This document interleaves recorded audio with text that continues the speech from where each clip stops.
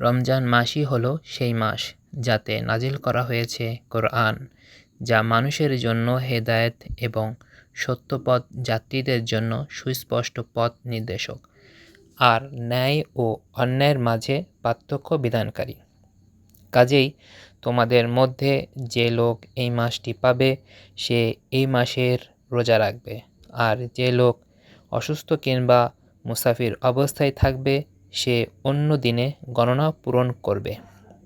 আল্লাহ তোমাদের জন্য সহজ করতে চান, তোমাদের জন্য জটিলতা কামনা করেন না, যাতে তোমরা গণনা পূরণ করো এবং তোমাদের হেদায়েতের দান করার দরুন আল্লাহ তাআলার মহত্ব বর্ণনা করো, যাতে তোমরা কৃতজ্ঞতা স্বীকার করো। বাকারা 185 নম্বর আয়াত। ভিডিওটি ভালো লাগলে সাবস্ক্রাইব করুন, লাইক, কমেন্ট এবং শেয়ার করুন। ধন্যবাদ।